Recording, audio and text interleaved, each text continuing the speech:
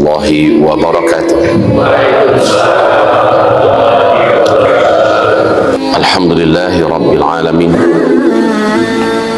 Wassalatu wassalamu ala hadha nabiyil karim Sayyidina Muhammadin sallallahu alaihi wasallam wa ala alihi wa sahbihi wa man tabi'ahu bi ihsanin ila yaumiddin. Qala Allah subhanahu wa ta'ala: Ya ayyuhalladzina amanu taqullaha haqqa tuqatih wa la tamutunna illa wa antum muslimun. Wa qala ya ayyuhan nasu taqu rabbakum alladzi khalaqakum min nafsin wahidah wa khalaqa minha zawjaha wa batha minhuma rijalan katsiran wa nisaa. Wattaqullaha alladzi tasaaluna bihi wal arham innallaha kana 'alaikum raqiba.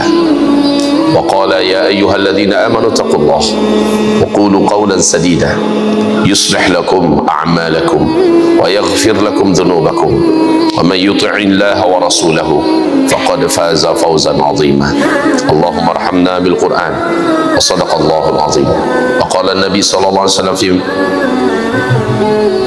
ألا فإن أصدق الحديث كتاب الله وخير الهدي هدي محمد صلى الله عليه وسلم وشر الأمور محدثاتها وكل محدثة بدعة وكل بدعة ضلالة وكل ضلالة في النار.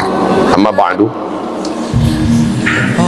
Bapak-bapak dan ibu-ibu, semoga Allah menerima amal salat subuh berjamaah kita barusan, salat sunat kita, zikir kita, dan doa kita. Mudah-mudahan diterima dan dikabulkan oleh Allah. Amin ya rabbal alamin. Sudah banyak bencana-bencana besar melanda negeri kita tercinta. Gunung Semeru meletus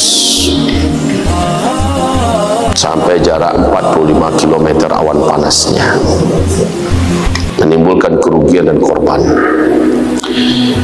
Begitu juga dengan musibah dan bencana jatuhnya pesawat Sriwijaya Airlines yang mengakibatkan 62 orang nyawa meninggal dunia. Banjir di Kalimantan Selatan, beberapa kabupaten tenggelam, bahkan ada yang ketinggian sampai 3 meter. Demikian juga gempa di Lampung, gempa di Sumedang yang menimbulkan korban nyawa tidak sedikit. Gempa Mamuju, 46 orang meninggal dunia, 826 luka-luka. Longsor di Sumedang, 25 orang tewas, 15 orang hilang. Kemudian yang terbaru, 8 kecamatan di Jember dilanda banjir. Apalagi setelah ini?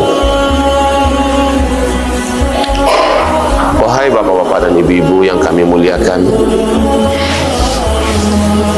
kesimpulan para sahabat-sahabat Nabi sudah bulat. Bumi ini adalah sahabat manusia. Punggungnya dipersilahkan untuk ditempati, asal manusia-manusia itu tunduk dan patuh menyembah Allah SWT dan tidak bermaksiat. Tapi ketika ada manusia yang tinggal di atas punggung bumi, yang tinggal di atas daratan permukaan bumi, melakukan keingkaran, kemaksiatan, berbuat dosa, berbuat kezaliman dan kesemena-menaan, menginjak-injak keadilan, menentang dan membelakangi syariat Allah Subhanahu wa taala, bumi ini memberontak. Dia tidak rela di tempat tinggali. Rasulullah sallallahu alaihi wasallam bersabda, ketika ada maksiat dibuat di suatu daerah, tanah tempat daerah itu berdoa kepada Allah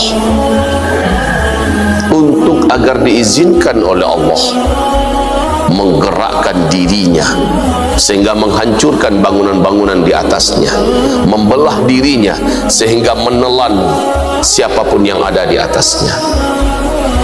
Laut juga berdoa kepada Allah agar diizinkan untuk menelan kehidupan manusia-manusia yang ada di atas daratan, dengan kejadian tsunami yang bisa dibuat oleh laut. Angin juga berdoa kepada Allah agar diizinkan menghancurkan meluluh lantakkan apa yang ada.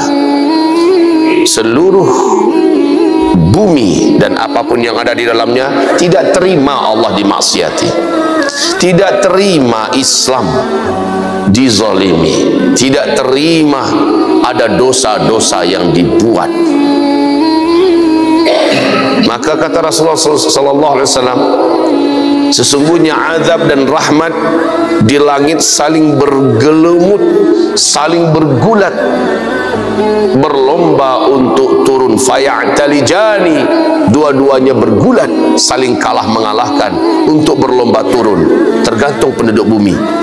Jika penduduk suatu negeri yang azab akan turun ke sana atau rahmat akan turun ke sana, memenuhi negeri mereka dengan keimanan, kesolehan, ketakwaan, menjauhi dosa-dosa dan maksiat, maka rahmat akan mengalahkan azab rahmat yang turun untuk penduduk negeri itu.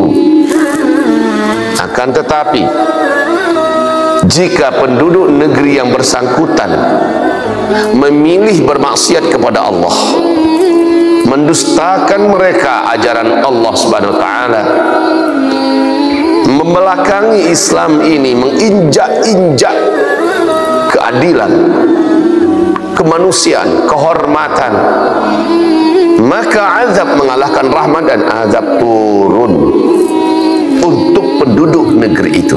Ini silakan dilihat di Al-Quran surat Al-A'raf ayat 96. Waktunya bisa di waktu malam, bisa di waktu duha, bisa di waktu ba'da zuhur, bisa di waktu subuh, ya, dan bahkan ba'da asar. Lihat itu masing-masing dalam berbagai ayat Allah yang berbeda-beda. Maka zaharal fasad fil barri wal bahr bima kasabat aydin nas liyudhiqahum ba'dal ladzi 'amilu la'allahum yarji'un. Final itu sudah pengumuman dari Allah. Semua kejadian, kerusakan, bencana, musibah, petaka yang terjadi di muka bumi, di darat dan di laut, itu karena dosa yang kalian buat. Itu kesimpulan Allah. Ada sebab, ada akibat. Nggak ada itu gempa sendiri mendadak terjadi, mendadak tsunami terjadi, mendadak angin puting beliung terjadi, mendadak likuifaksi terjadi. Tidak ada yang mendadak-mendadak begitu. Ada sebab, ada akibat. Di masa pemerintahan Umar bin Khattab radhiyallahu anhu terjadi gempa. Para sahabat cemas dan ketakutan. Umar naik mimbar dengan muka tegang. Umar berseru kepada seluruh rakyatnya. Umar berkata, ini ada dosa dan maksiat yang sudah dibuat, karena tak akan terjadi gempa kecuali ada dosa maksiat yang dikerjakan secara terbuka dan terang-terangan. Saya, kata beliau, sebagai Amirul Mukminin, kalian merasa gagal dalam memimpin. Gagal rasanya. Ini Umar menyalahkan dirinya. Sudahlah begitu ketat rasanya dia untuk mengawal agar tidak ada yang berbuat dosa. Ternyata masih ada yang kebablasan dan Umar merasa gagal. Maka Umar bersumpah saat itu, demi Allah, mulai hari ini saya akan ketatkan lagi penjalanan syariat ini. Saya akan ketatkan lagi mengontrol dan mengendalikan kehidupan kalian agar tidak ada yang meninggalkan ketaatan kepada Allah, agar tidak ada yang berbuat dosa dan maksiat secara terbuka dan terang-terangan.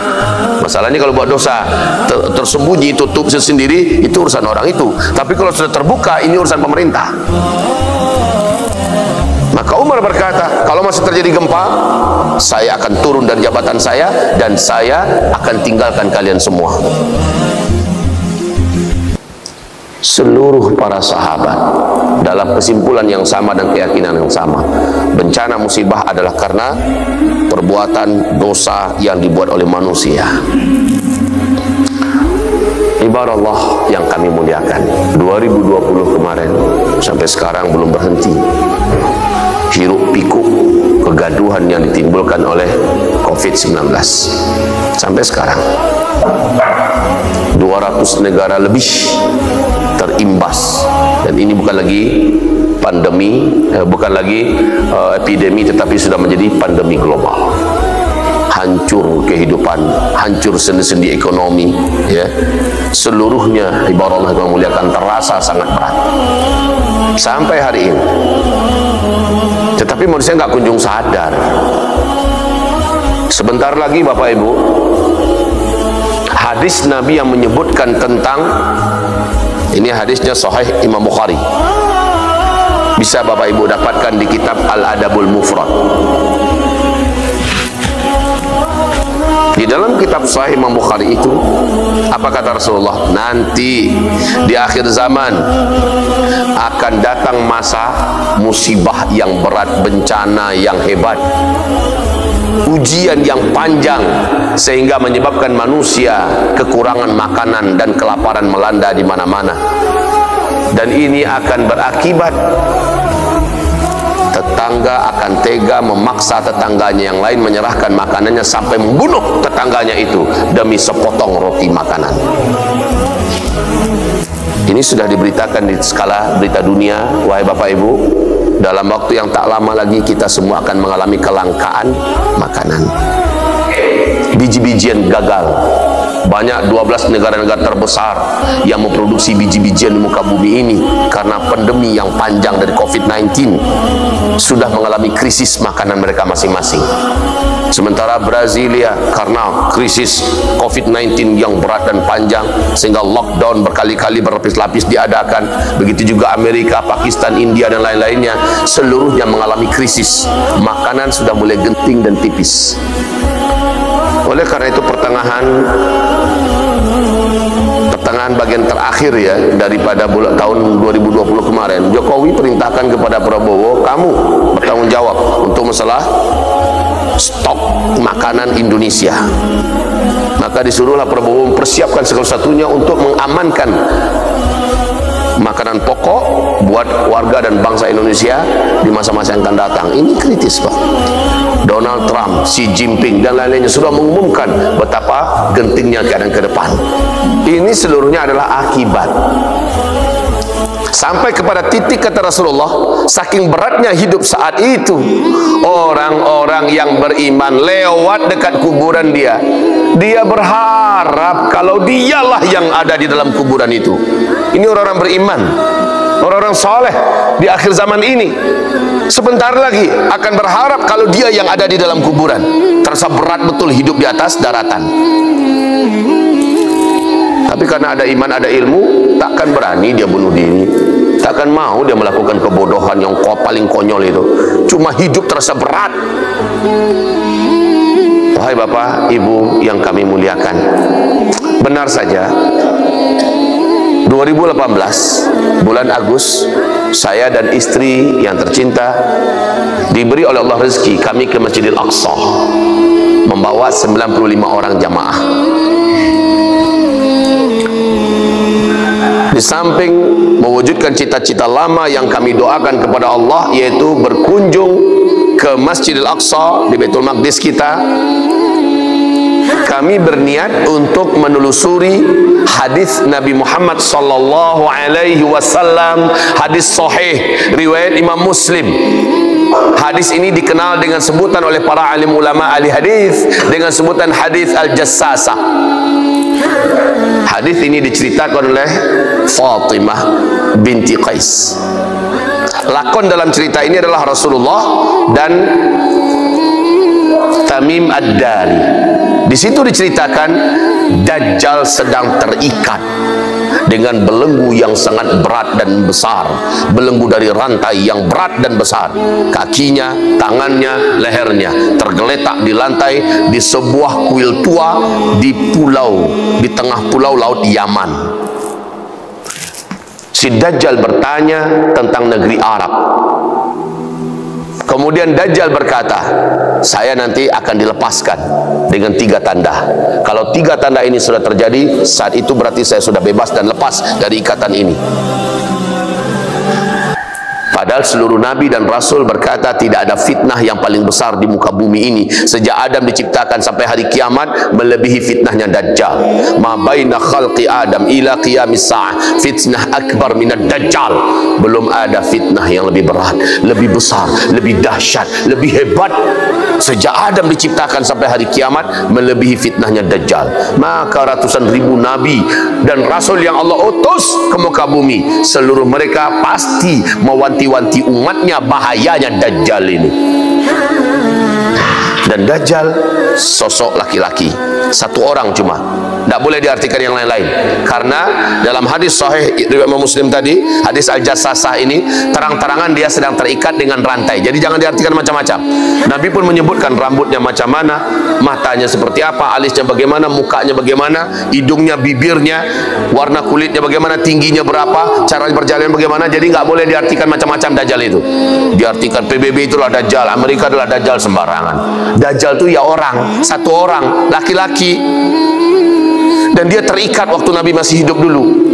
Dan dia bercerita tentang tanda-tanda dia dilepaskan oleh Allah bila sudah terjadi 3 tanda alam serentak.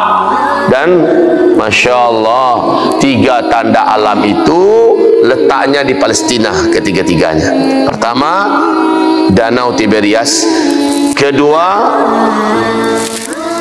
sumber air, mata air Zughar. Ketiga, kebun kurma di Baisan. Ini berdekatan tempatnya yang 3 ini. Dan ini kami kunjungi kaum muslimin. Nanti saya hubungkan ada apa dengan bencana, petaka, musibah, dan sebentar lagi akan terjadi yang lebih berat dengan lepasnya Dajjal. Saya akan ceritakan sebentar lagi kaum muslimin. Wahai hamba-hamba Allah yang kami muliakan, di situ Dajjal bertanya, Danau Tiberias masih banyak airnya atau sudah susut? Dijawab, sekarang ini masih, kata Tamim Ad-Dari. Kemudian ditanya juga, mata air Zughar masih keluar airnya atau sudah berhenti keluar? Tamim Ad-Dari menjawab, sekarang ini banyak airnya keluar, penduduknya hidup, maka bergantung hidupnya dari mata air itu, dan mereka bercocok tanam dari mata air itu. Juga ditanya tentang kebun kurma di Baisan, kurmanya masih berbuah atau dah berhenti berbuah? Maka dijawab, sekarang buahnya banyak, lebat. Apa kata si Dajjal? Lihat saja, kalau air Danau Tiberias sudah susut, mata air Zughar sudah tidak lagi berair, dan kebun kurma di Baisan sudah tidak lagi berbuah, tandanya saya sudah lepas dan bebas. Ketiga tanda ini, mata kepala ini, wahai bapak ibu, mata kepala ini, saya bahkan naik ke atas sampan besar dengan seluruh jamaah kami, naik di atas Danau Tiberias. Apa kata penjelasan daripada yang membawa kita? Dulu danau ini di sana tepinya, sekarang sudah jauh. Lalu kami bawa, ayo kita ke mata air Zughar. Mata air Zughar sudah 2 tahun ini sudah tidak mengeluarkan air satu tetes pun. Kemudian kami sengaja pakai bus lewat di kebun kurma Baisan. Buahnya pada rusak, pohon-pohonnya pada rusak. Apa ini kaum muslim? 3 tanda yang kita dapatkan dalam hadis sahih Muslim sudah terjadi. Maka pantas makin kesini makin banyak bencana, karena makin dekat Dajjal muncul. Jadi jarak antara dia dilepaskan rantai-rantainya, belenggunya itu, dengan dia muncul ke tengah manusia ada rentang waktu. Jarak makin dekat dia muncul, semakin banyak bencana yang menimpa dan terjadi di muka bumi ini. Makanya kata Rasulullah, tidak ada fitnah yang lebih besar melebihi fitnah munculnya Dajjal. Belum lagi Dajjalnya hadir, baru akan muncul hawa negatif yang dibawa oleh kehadiran Dajjal ini, menyebabkan banyak kejadian-kejadian yang paling buruk terjadi di muka bumi. Kejadian alam, manusia semakin brutal, kehidupan yang semakin carut marut, morat marit, dan sebagainya. Wahai hamba-hamba Allah, maka Nabi mengatakan, isbiru fa innahu la ya'ti 'alan nasi zaman illa alladhi ba'dahu syarrun minhu hatta talqaw rabbakum. Nanti akan datang pada kalian zaman, di ujung zaman dari kehidupan dunia ini, orang yang hidup pada masa itu akan melihat hari-harinya terasa sangat berat, lebih berat daripada yang telah dilaluinya, dan hari-hari yang akan didatanginya lebih berat daripada hari yang sedang dijalaninya. Artinya apa? Makin bertambah waktu ke depan, bukan makin baik Pak kehidupan yang akan kita rasakan bersama-sama, tapi akan semakin berat. Senjata kamu pada masa itu, kata Rasulullah, adalah isbiru. Tetaplah kamu bersabar. Teruslah kamu bersabar. Teruslah bersabar. Ibarat Allah yang kami muliakan. Sabar itu artinya apa? Arti sabar itu adalah bertahanlah kamu di atas kebaikan. Salat 5 waktu, bersabar kita memburu dan mengejarnya berjamaah di masjid. Amalan-amalan yang paling besar pahalanya, bersabar kita setia mengerjakannya. Tahajudnya, duhanya, puasa sunatnya, zikir pagi petangnya, sedekahnya, baca Qurannya, menghafal Quran dan sebagainya. Bersabarlah kita melakukannya. Perintah-perintah yang bisa menyelamatkan umat seperti berdakwah, menegakkan pendidikan Islam, pondok pesantren, serta menegakkan amar bil ma'ruf, nahi 'anil munkar, terus berjuang dan berkorban untuk tegaknya agama ini. Bersabarlah kita untuk tetap komit di dalam mengiringi dan mendampinginya. Bersabarlah, jangan sampai mundur, jangan sampai tiarap, jangan sampai tengkurap, jangan sampai nyerah, jangan sampai mengibarkan bendera putih. Bersabarlah kamu, isbiru. Walaupun kita sedang dizalimi, dipijak-pijak, diinjak-injak, ditekan, difitnah, macam-macam label yang tidak baik disematkan kepada kita, bersabarlah kamu. Ini yang diminta oleh Rasulullah. Senjata kamu pada masa itu adalah sabar. Sabar dalam artian tetap mengalir seperti air, walaupun dibendung di mana-mana, dia cari jalan yang lain. Pokoknya tak pernah berhenti, berbuat, bergerak untuk membela kehormatan Islam dan mempertahankan Islam yang ada pada diri kita. Bersabarlah kamu. Ini di akhir zaman ini kita wajib bersabar. Bersabar bukan berarti kita menyerah, bukan berarti kita mundur, tengkurap, tiarap, mengibarkan bendera putih. Tidak. Bersabar dalam artian tetap maju, bergerak, dan tetap tunjukkan kepada Allah bahwa kita menjadi hamba-hamba yang istimewa, hamba-hamba pejuang di akhir zaman. Begitu. Kalau Bapak menjadi seorang pengusaha, pebisnis, pedagang, pekebun, peternak, atau apa saja, maka besarkan usaha itu, tapi niat usaha ini untuk menegakkan agama Allah. Dagang ini, kalau ada untung, kami buat makan minum dan keperluan yang hajat yang asasi, selebihnya untuk tegakkan agama Allah, sehingga meluncurlah kebuntu. Sekarang Pak, makin ke ujung, Bapak lihat nggak keistimewaan kondisi kaum muslimin sekarang? Makin lama makin bagus keislamannya, betul tidak? Yang orang berimannya lah ya. Dulu susah kita cari wanita yang berjilbab Pak, sekarang bukan hanya jilbab biasa, orang-orang berjilbab dalam sudah banyak di mana-mana. Dulu susah kita cari anak-anak yang hafiz Quran, sekarang gimana? Ribuan hafiz Quran bermunculan, betul tidak? Dulu susah kita lihat pengajian yang bisa serami ini, apalagi anak muda isinya Pak. Sekarang penuh-penuh. Kalau nggak COVID ini mungkin udah membludak keluar. Dulu susah kita melihat masjid-masjid yang, Masya Allah, saya masuk Curup ini Pak. Saya tinggalkan Curup dulu, resminya 92. Saya tinggalkan Curup dulu, udah 29 tahun berarti ya. Masjid nggak serami ini. Sekarang sudah masjidnya banyak, isinya banyak juga. Jadi ada perubahan. Walaupun Islam makin diperangi, makin dibenci, makin ditekan, makin dimusuhi, tetapi kaum muslimin yang berimannya makin terang benderang imannya, makin mengkilau mengkilap. Nah, dalam kondisi sekarang ini berarti kebutuhan Islam untuk terus bergerak makin besar. Disinilah umat diperlukan makin banyak untuk berinfak dan bersedekah. Bersabarlah kamu untuk itu. Kalau orang munafik kan beda Pak, Bu. Pengajian, yang paling ujung-ujungnya minta infak. Itu kan bahasa orang munafik itu. Ujung-ujung dibawalah infak Anda yang terbaik. Itu kayak orang munafik. Ya tuh, asal pengajian dia minta sedekah pada umat. Ya memang begitu. Untuk menopang perjuangan ini, jangan harap pemerintah yang akan kucurkan dana. Jangan harap bantuan dari Timur Tengah segala macamnya. Timur Tengah pun sudah menjadi sekuler sekarang. Sudah menjadi liberal sekarang ini. Jangan berharap Pak. Jadi memang harus dari kocek kita sendiri. Enggak cukup dengan doa, ya Allah tolonglah agama ini, menangkanlah kami. Lihatlah Rasulullah, lihatlah para sahabat, kenapa Islam begitu cepat melaju di zaman beliau. Ketika Rasulullah meninggal, bagaimana para sahabat habis-habisan untuk Islam, karena hidup mereka itu didedikasikan untuk menegakkan agama. An aqimuddin wa la tatafarraqu fih. Tegakkan agama, itu perintah Allah. Selagi kamu masih hidup, tegakkan agama. Jadi sosok kita yang lagi masih hidup ini harus berguna untuk agama. Jangan hanya berguna untuk diri dan keluarga aja.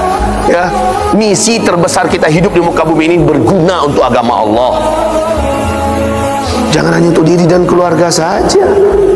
Amalan infiradi dengan amalan jama'i jauh lebih besar pahalanya. Amalan jama'i yang bisa menyelamatkan negara, yang bisa menjadikan manusia berubah kepada manusia-manusia terhormat dan mulia adalah amalan jama'i, amalan bersama. Bukan amalan pribadi. Kalau amalan pribadi ya itu dia keluarga, diri kita, sholat tahajud, sholat duha, zikir. Oh, saya sibuk, nggak sempatlah untuk amar bil ma'ruf nahi munkar, saya nggak sempatlah untuk pergi ikut berdakwah segala macamnya, saya nggak sempatlah untuk ngurus umat, saya udah sibuk dengan ibadah, saya udah sibuk dengan tahajud, saya udah sibuk dengan zikir. Wahai hamba-hamba Allah yang saya cintai, Bapak Ibu yang saya muliakan, ayo saya bertanya pada Bapak Ibu semua, Rasulullah tuh mana lebih hebat tahajudnya daripada kita semua? Sepakat ya? Sampai bengkak betisnya, dan itu tiap malam, betul kan? Sepakat? Tapi apakah Rasulullah meninggalkan memperjuangkan agama, menegakkan din, menegakkan amar bil ma'ruf nahi anil munkar, terus berdakwah dan menegakkan pendidikan semacamnya? Berhenti nggak Rasulullah dari hal itu? Makin lama makin giat Rasulullah. Kalau ada yang mengatakan saya sibuk duha, saya sibuk zikir pagi petang, saya sibuk, mana lebih hebat zikir-zikir, amalan sunat ini dan itu, kita atau Rasulullah? Rasulullah contoh tertinggi, teladan yang terbaik, tapi beliau memberikan yang terbaik sebagai contoh teladan paling sempurna dalam rangka menegakkan agama Allah Subhanahu wa taala. Nah begitu. Kita juga demikian. Karena ini Pak, kalau seandainya kita vakum, kita hanya sibuk dengan diri kita ke masjid, salat 5 waktu, baca-baca Quran saja, ya, lalu bawa keluarga, ikut tadarusan di rumah segala macamnya. Hanya itu saja. Kemungkaran, dosa, maksiat, kefasikan dan keburukan-keburukan dikerjakan. Lalu kita tidak bergerak. Wallahi, apabila datang bencana gara-gara dosa yang dibuat, yang kena bencana itu bukan hanya si pelakunya saja. Kita yang tidak buat dosa, kita yang soleh-soleh dan taat-taat ikut kena apa tidak? Kena. Wattaqu fitnah la tusibanna alladhina zalamu minkum khassah. Takutlah kamu dengan bencana yang datang dari Allah karena dosa-dosa yang dibuat oleh para penjahat-penjahat, pendosa-pendosa. Lalu kamu diam saja. Takutlah bahwa kalau azab itu datang, dia tidak akan khusus ditimpakan oleh Allah kepada para pembuat dosa-dosa itu, tapi akan mengenai kamu yang baik-baik, kamu yang soleh-soleh, kamu yang taat-taat ikut kena. Maka dalam hadis dari Imam Ahmad di tafsir Ibnu Katsir, ketika menjelaskan ayat ini, apa kata Rasulullah sallallahu alaihi wasallam ketika ditanya oleh Ummu Salamah, ya Rasulullah, kalau bencana datang gara-gara dosa, orang-orang yang berbuat dosa, kenapa orang baik-baik juga bisa kena ya Rasul? Kan orang baik nggak buat. Apa jawaban Rasulullah SAW? Wahai istriku, kau lihat tak orang dalam satu kapal? Kapal besar, ada yang paling atas, ada di tengah, ada bawah. Orang yang soleh-soleh, taat-taat ada di atas. Orang-orang berpendidikan, orang-orang yang orang akademik dan sebagainya, itu ada di tengah. Orang-orang yang bodoh-bodoh ada di bawah. Ketika terdengar tak tek tok ribut di bawah, yang di atas, yang di tengah dengar, dan mereka lihat, ngapain sih mereka? Ternyata yang di bawah karena bodoh-bodoh mereka lubang itu kapal. Lalu apa kata yang di tengah dan di atas? Ah, sebodoh, bukan saya. Yang penting bukan saya. Ngapain ngurus urusan orang? Kalau dia buat salah dan bodoh, dia sendiri yang menanggung. Bolong kapalnya, air masuk, yang tenggelam dia saja yang di bawah yang bodoh-bodoh itu, atau ikut yang di tengah dan di atas ikut tenggelam nggak? Faghuriqu jami'ahum, seluruh mereka tenggelam kata Rasulullah sallallahu alaihi wasallam. Wahai Bapak Ibu yang kami muliakan, ini saya contohkan satu saja ya, satu saja contoh.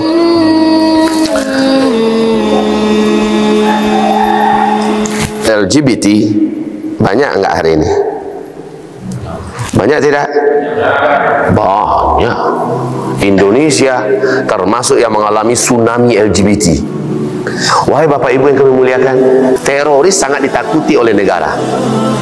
Yang bawa bom, pasang bom. Wah, teroris dikejar, diburu, ditangkap karena ini bahaya.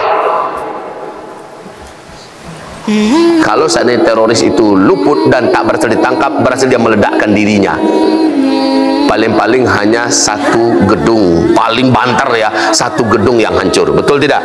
Tahu tidak Bapak Ibu, satu orang LGBT itu bisa menghancurkan sebuah negara. Ketika datang bencana, tsunami, sebuah kota, sebuah provinsi bisa hilang. Satu orang LGBT. Sebenarnya lebih teroris lagi LGBT itu daripada teroris kaleng-kaleng ini. Wahai hamba-hamba Allah, bagaimana ini untuk menghentikannya? Siapa yang menghentikannya? Ngarepin polisi? Enggak ada undang-undangnya, Pak. Juga perdukunan, ada undang-undang tentang masalah perdukunan? Enggak ada. Lalu siapa yang menghentikan itu? Ya kita. Disinilah kita harus bersama-sama. Kalau sebuah perdukunan, kesyirikan ditegakkan dan kita biarkan ada dukun eksis, dan itu kita biarkan, dosa yang terbesar di sisi Allah adalah dosa syirik. Nggak ada undang-undangnya memburu orang karena orang ini menyihir. Mana ada undang-undangnya? Apalagi sekarang ini ada aneh-aneh aja. Gara-gara memberitakan mimpi jumpa Rasulullah, pakai ditangkap. Aneh-aneh aja. Kemudian ya Allah, siapa yang meramal kemarin itu, akhirnya diketawain publik kan, si Mbak Yu yang meramalkan akan ada pesawat yang jatuh 2021. Ternyata benar. Kemudian dia ditangkap gara-gara Mbak Yu ini juga ikut meramalkan bahwa Jokowi 2021 akan tumbang, akan ada pergantian presiden. Ditangkap si Mbak Yunya. Ini masalah-masalah yang sudahlah, kita akan bicara yang bagian kita sajalah gitu. Wahai hamba-hamba Allah yang kami muliakan, kerja keras kita itu adalah tetap bersabarlah kamu untuk membela Islam ini. Bersabarlah kamu untuk memperjuangkan Islam ini. Bersabarlah kamu. Anak-anaknya masukkan pesantren semua. Anak-anaknya masuk ke pesantren semua. Sementara kita bersama-sama dengan bapak-bapak pengurus, dengan pemuda-pemuda, kawasan ini bersihkan. Kawasan masjid ini bersihkan dengan cara mendakwahi dengan lemah lembut, memberikan pengertian yang baik-baik, sehingga warga tambah lama tambah insaf, banyak pergi ke masjid sehingga masjid ini membludak. Kan harusnya begitu ya Pak ya? Harusnya begitu ya Pak ya? Bagaimana masjid yang dibuat seindah ini akhirnya penuh? Siapa yang isinya? Warga masyarakat sekitar.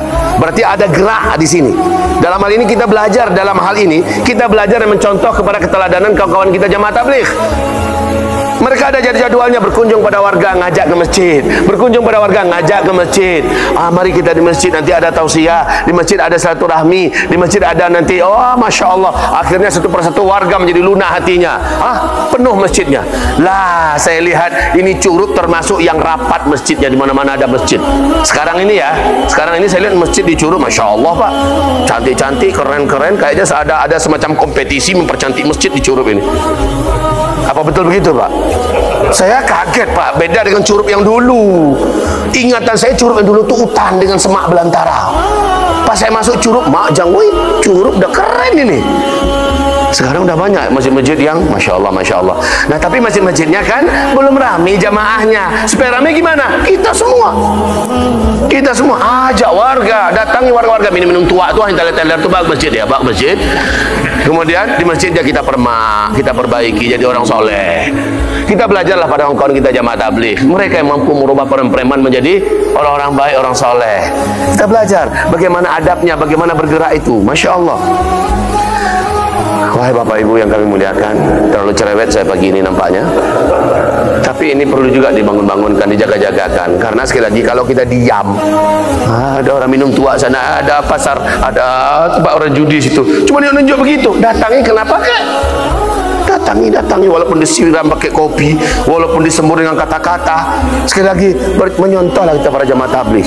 Berulang-ulang kena siram tua, kena siram kopi, mereka datang terus. Pak, masjid ini lama-lama lunak hatinya dan berubah. Ada yang dari ujung kuku kaki sampai giginya ada tato. Masuk masjid Pak, berubah, nangis-nangis. Itu gara-gara apa? Geraknya jemaah tabligh. Oke, dalam ini kita harus jujur Pak, mereka yang tanpa pamrih, mereka yang bergerak tanpa diperintah, tanpa disuruh oleh pemerintah, ya, mereka mengambil orang, ngajak orang, yang diajak itu nggak tanggung-tanggung Pak. Tapi kalau seandainya kita yang datang ke orang-orang yang jauh dari masjid, pada rumahnya dekat, ajak dia dekat di masjid. Orang-orang yang masih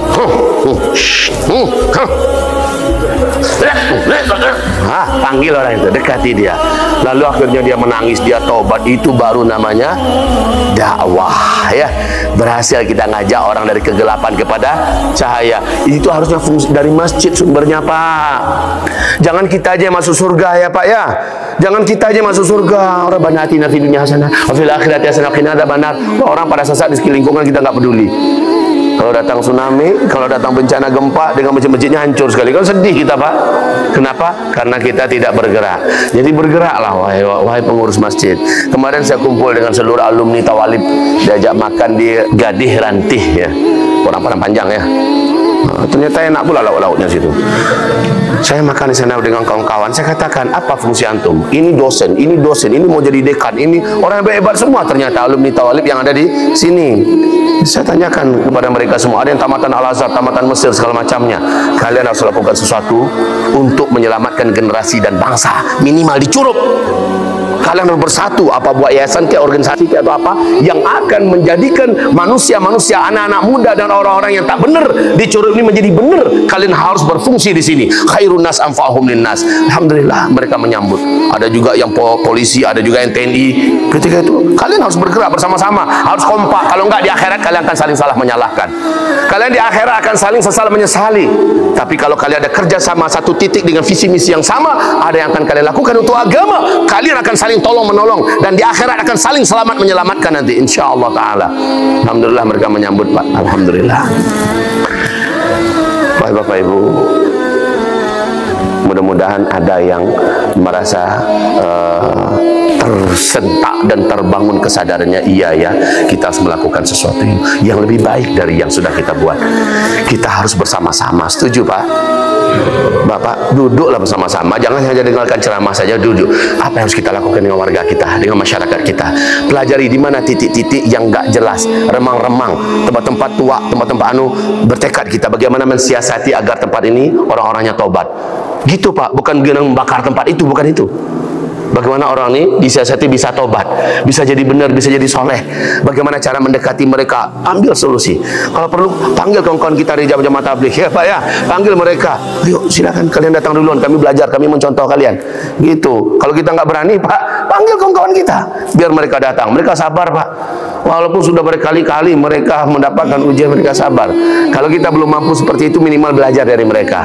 Baik, Bapak-bapak, ibu-ibu hamba Allah yang kami muliakan, semoga Allah ampuni kita seluruhnya karena kelalaian kita menjaga agama ini, karena kelalaian kita menjaga umat ini, karena kelalaian kita menjaga generasi ini. Semoga Bapak Ibu tidak menyanyiakan sisa waktu yang ada. Saya rasa umur Bapak Ibu nggak lama lagi, nggak lama lagi. Ya paling-paling 20-30 tahun lagi mati insya Allah. Betul tuh Pak. Atau mungkin saja sebulan 2 bulan yang akan datang. Nah kan, saya sendiri yang bicara duduk berdiri di atas Bapak ini, sedang sehat-sehat, sedang kokoh-kokohnya, dikabarkan meninggal. Yang sekarang ceramah besok ada didengar meninggal pula. Kalau bagi saya ya alhamdulillah aja. Bagi kami demi Allah Pak, pertemuan dengan Allah adalah sebuah kerinduan yang dinanti-nanti Pak. Kalau adalah berita kamu mati besok, kami akan sujud syukur hari ini Pak. Karena bagi kami pertemuan dengan Allah adalah sesuatu yang sudah lama kami tunggu-tunggu. Kerinduan ini tak bagi ditahan untuk berjumpa dengan Allah. Tapi kami menganggap hidup ini amanah, maka kami tidak pernah akan menyanyiakan. Selagi masih ada waktu, kami akan terus bergerak untuk membuat hal yang bermanfaat buat Islam ini dan buat menyadarkan kaum muslimin. Hamba-hamba Allah yang saya cintai, Minta maaf saya kalau sudah terlalu banyak menggurui. Sebenarnya tugas saya hanya menyampaikan inilah ayat, inilah hadis, inilah sebab, inilah akibat. Antisipasinya adalah ini, supaya bisa kita potong mata rantai menuju kepada kejadian buruk, bisa kita potong di tengah dengan cara begini. Dan cara itu langsung Allah, langsung Rasulullah yang sampaikan pada kita. Tugas kami hanya tukang nyampein. Baik, semoga bermanfaat apa yang saya sampaikan. Bapak Ibu, sebelum saya turun, saya ini dibesarkan di musola PKWI. Tahu musola PKWI? Di Pasar Tengah. Musola itu kami ngajar dengan Ustaz Khairul juga waktu kami kecil-kecil dulu sudah ngajar di situ, Pak. Karena kami kader dari sana juga. Sampai murid kami 460-an orang, anak-anak Al-Quran yang sekarang sudah menyebar di seantero Indonesia ini. Menjadi orang yang berguna, orang yang bermanfaat, guru-guru, bahkan ada jadi dosen, ustadz, segala macamnya. Alhamdulillah, bahwa sudah ada mendirikan yayasan segala macamnya. Nah, wahai Bapak Ibu yang kami muliakan, musola PKW itu kayu. Lantai 1, lantai 2-nya kayu, itu penuh di bawah atasnya dengan anak-anak yang santri yang belajar, walaupun mereka masih pulang pergi. Saya pulang kemari diminta dengan cara rayuan yang super hebat itu. Akhirnya saya nyampe di Curug 2016 ya. 2016 saya lihat PKWI masih seperti itu, dari kayu yang sudah mulai reot. Sementara murid-murid belajarnya masih banyak ratusan. Saya lihat ini bahaya kalau begini. Dan juga para pengurus dan para pengajar udah gelisah. Saya katakan, rombak PKWI ini, jadikan dia kokoh, jadikan dia nyaman, jadikan dia aman. Maka sepakatlah pengurus dan masyarakat sekitar, akhirnya PKWI diruntuhkan. Lalu dengan kantong-kantong warga masyarakat sekitar ya, dan orang-orang perantauan yang bisa dipanggil, mulai didirikan pondasi. PKWI sekarang muridnya ratusan antri untuk ingin belajar di sana.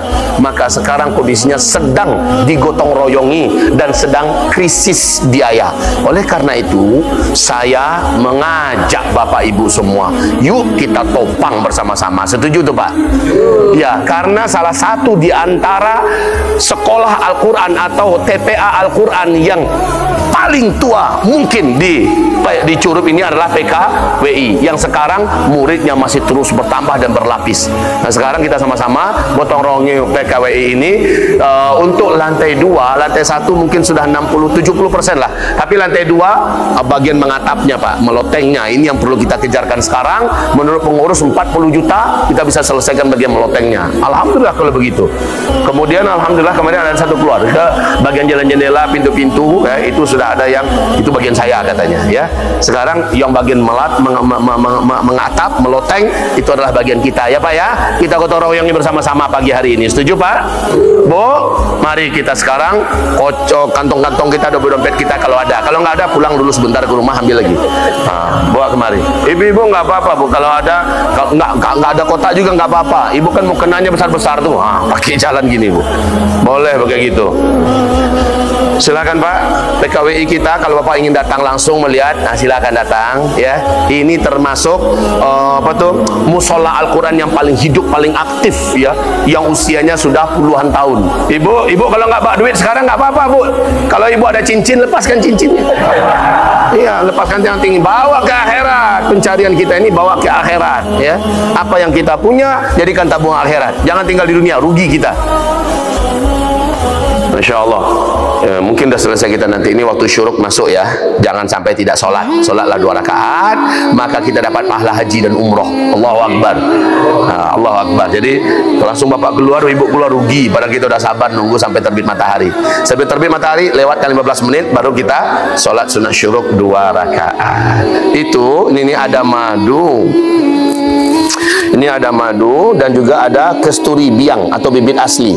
Madu ini sudah saya sholatkan sholat hajat, dan saya bacakan ke atasnya ayat-ayat Al-Quran syifa, ayat-ayat ruqyah syifa, menyembuhkan segala macam penyakit. Dalam hadis sahih Rasulullah bersabda, wajib kamu menyembuhkan penyakit-penyakit kamu dengan 2 penyembuhan yang pasti kamu sembuh dengannya, madu dan Al-Quran, kata Rasulullah. Maka madunya madu murni yang sangat enak, kemudian Al-Qurannya telah diruqyahkan dengan ilmu yang benar, dengan cara yang benar, dan insya Allah oleh orang yang benar. Ini gunanya untuk apa? Saya tolong umat Nabi Muhammad yang kesusahan dengan penyakit-penyakit yang nggak sembuh-sembuh. Kemudian umat Nabi Muhammad juga menolong agama Allah dengan cara membelinya. Ini keuntungannya Pak, 100% untuk agama. 100% untuk agama, nggak ada untuk tim saya, nggak ada untuk saya, semuanya diurus untuk agama Allah. Kami senang bangun masjid juga di pesantren, kami senang membangun kelas-kelas dan asrama, kami juga membiayai para guru-guru yang kita sekolahkan, kami membiayai para kader, santri-santri yatim piatu yang, jadi dari sini kita ambil keuntungannya Pak, kita bantu mereka semua. Nah Bapak, sekalian mengambil kesembuhan dari Allah dengan cara sunnah yang Allah dan Rasulnya ajarkan, sekalian menambah tabungan akhirat. Masya Allah ya, dapatkan ini di luar sana, itu ada tuh di situ. Ada yang madu habatus sauda impor dari Mesir oleh orang-orang beriman di sana, dan ada yang madu kita sendiri, tim saya sendiri di Jawa yang menternaknya ya. Lalu ini kita olah sehingga menjadi lebih wangi, lebih enak, lebih sedap untuk dimakan. Alhamdulillah banyak sekali testimoni yang mengatakan Allah sembuhkan kami Ustaz berkat kami mengkonsumsi madu yang telah diruqyah. Begitu juga dengan cara minum madu itu sebelum Bapak Ibu makan. Ya, sebelum Bapak Ibu makan, minumlah madunya terlebih dahulu dan berdoa pada Allah, sembuhkan hamba ya Allah. Hamba sakit ini. Kalau anak kita yang sakit, sembuhkan anak hamba ya Allah. Baik, semakin banyak dikonsumsi semakin baik untuk kesehatan. Jangan khawatir yang gula, yang diabetes, justru akan sembuh insya Allah dengan madu yang benar. Yang membuat kita sakit itu yang madu abal-abalan, madu caicaan, madu oplosan itu membuat kita tambah sakit. Baik, semoga bermanfaat. Terus juga kesturi. Kesturi ini adalah parfum yang paling dicintai Rasulullah, itu adalah kesturi. Bau kesturi ini paling dibenci oleh setan dan jin. Kalau siapa yang pakai kesturi akan bertambah rasa khusyuknya dalam sholat. Nah, kesturi ini juga saya impor dari India, juga disolatkan dan diruqyahi, bertujuan untuk mengusir segala gangguan-gangguan gaib yang ada di tubuh kita atau yang ada di rumah, yang ada di kebun, yang ada di toko, di kantor, segala macamnya. Caranya, kalau dia rumah yang kena, kantor yang kena, teteskan 7 tetes ke dalam air. Setelah diaduk, lalu bentak tempat itu. Hai musuh Allah, kamu yang mengganggu rumah saya, kamu yang mengganggu kamar saya, kamu yang mengganggu kantor saya, kamu yang mengganggu toko saya, kebun saya, enyah kamu. Bismillah Allahu Akbar. Percikan Pak, Bismillah Allahu Akbar. Lakukan sampai auranya terasa bening kembali, sampai terasa nyaman kembali ya, tidak ada lagi penampakan yang membahayakan. Tapi kalau diri yang kena, kata Rasulullah, setan itu bersarang di tubuh kamu melalui aliran darah, maka kita bisa serang mereka. Sentral titik saraf-saraf yang menghubungkan kita dengan darah itu yang dikepung dengan kesturi ruqyah ini. Ubun-ubun kita dioleskan, kemudian di belakang telinga bagian bawah ini dioleskan, kiri kanan baca Bismillah Allahu Akbar, Bismillah Allahu Akbar. Kedua nadi kiri kanan kita Bismillah Allahu Akbar, dan dagu kita bagian bawah yang ke depan Bismillah Allahu Akbar. Kemudian kedua ketiak kita Bismillah Allahu Akbar, dan lubang pusar Bismillah Allahu Akbar. Habis itu doa pada Allah.